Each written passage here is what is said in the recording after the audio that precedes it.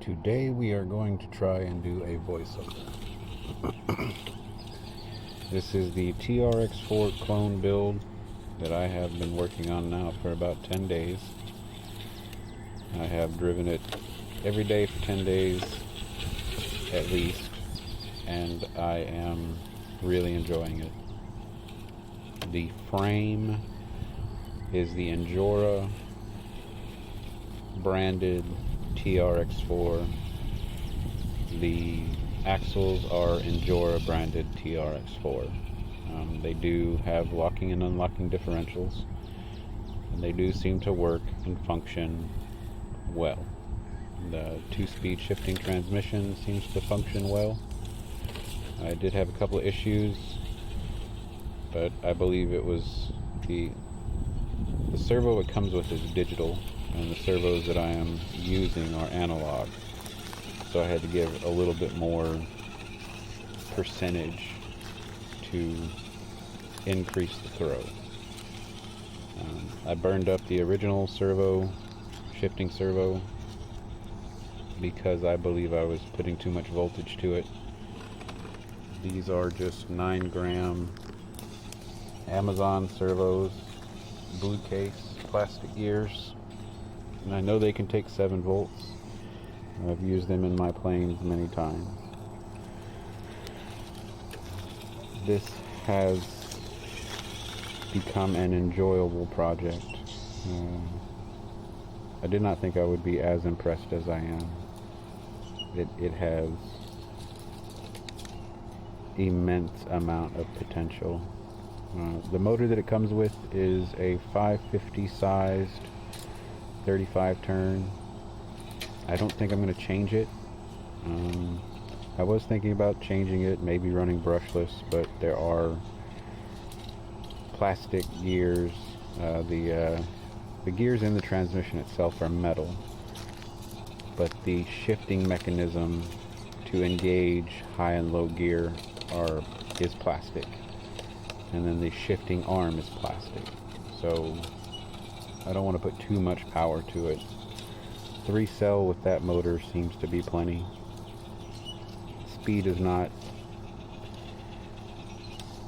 over the top, but the low end control and torque is great. Even on the 2-cell battery, it seems to have enough juice. As far as testing, this truck I have just tested in my yard and a couple of holes that I've dug.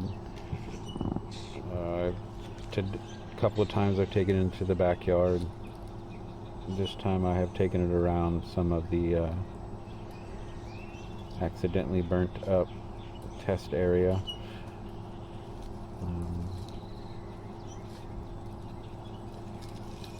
The articulation with the 90mm shock seems to be fine. I am using high clearance links that are not adjustable. Well, they're adjustable to some degree, but not a whole lot. I cannot make them any shorter than they are, and the wire that connects the rear engagement of the locking and unlocking differentials is pretty taut. So if that's a concern, like it is a concern for me, I am worried about breaking that wire or pulling it too far that it strips out of the place that it screws into. Just run a little bit shorter rear links.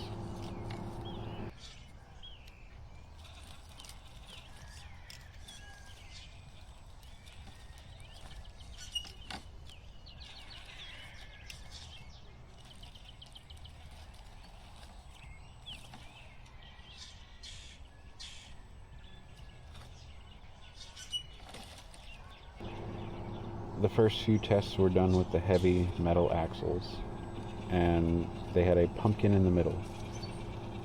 That is going to be an issue for any other axle.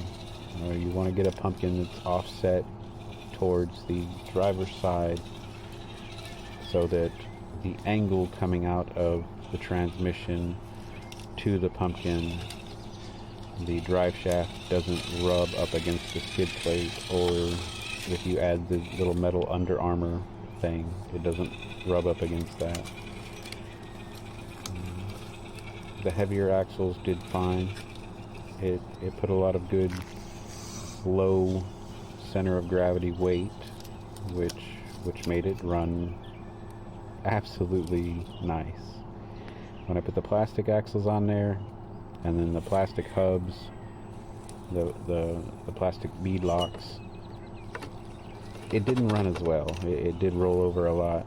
I have since added the aluminum bead locks and a little bit of brass hexes and brass 4-link connectors, and it seems to do very well. As far as cost, the cost to build this up was nothing compared to what it would have cost me to put these same parts on a ready-to-run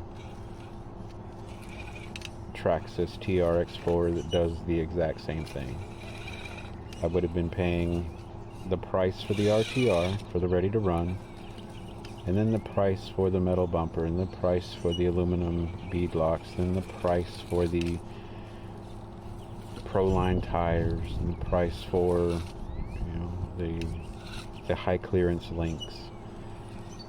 So as it sits right now with everything on there, the price to build this up is still less than the price of the ready-to-run. No, I haven't driven an actual TRX4. I have only seen reviews and other videos, other run videos, different competitions. I believe that this is actually very comparable to that as far as form and function. Every bit of this truck so far has surprised me. Even from the first axles that I put on it, where there was a little bit of that skid plate rub with the drive shaft, the capabilities surprised me a lot. I have been very, very pleased with this build. So this video here is just a little bit of run in the backyard. I know I have babied it from the beginning. I've only given it a little bit of bashing just to see if something would break.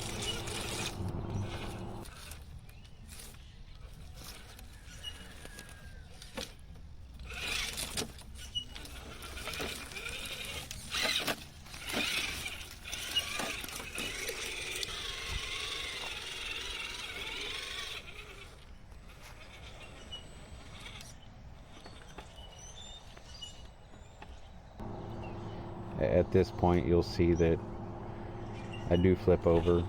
However, it is a few nails in that board there that have raised the rear end too far, and that was my fault. I did not see the nails from the angle I was at. In this section, you'll see the nails themselves, and when I avoided them, the angle was fine. It didn't push itself over.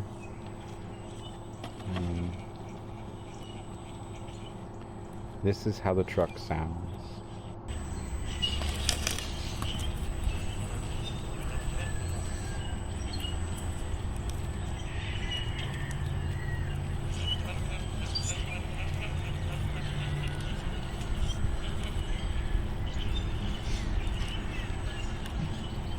At low speed, it is incredibly quiet. In an earlier video, I was able to sneak up on the cat, totally unbeknownst to the cat. It was a windy day, and I'm sure that he could not hear it. And he was hiding behind grass, and I snuck up behind tall grass, and it made it, and he did not hear anything.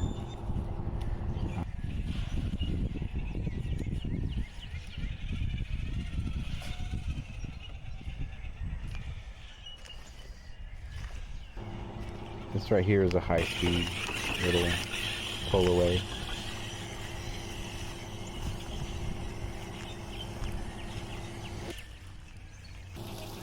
The motor, I don't think I'm going to change. There is the shifting mechanism in the transmission is plastic, and then the piece that engages between the two gears, the high and the low speed, is also plastic. So I don't want to use a motor that's too powerful and possibly break that.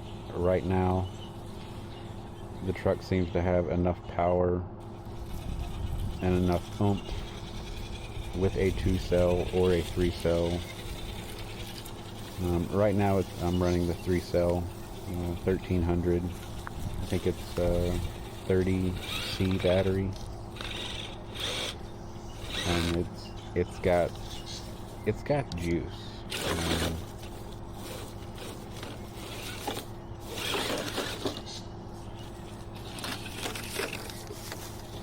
I think that if anybody has been concerned about buying this build, buying that chassis, or buying these particular axles, you should not have much concern. If you want to build off of this platform, I think that it would be a decent project. I have not been satisfied with other Injora products as far as chassis go. I mentioned one time in a video the only chassis that I really did like of the Injora brand was the all-metal SCX10. The plastic SCX10 I absolutely hated. The plastic axles, SCX10 axles of Injora, I absolutely hated. This I am really intrigued by. Every little change that I make, it just seems to have a little bit of an improvement, and it has not been at an extreme cost. I am running the 1080 Hobbywing and the Flysky GT5. The low speed control with that setup is fantastic. The high speed, which I don't generally use. I just use the high speed whenever I get stuck. If I need to, kind of bounce over something, or just get a little bit of wheel speed to make it up something slick. I love the low speed crawl, and this thing seems to have enough juice. It has enough power.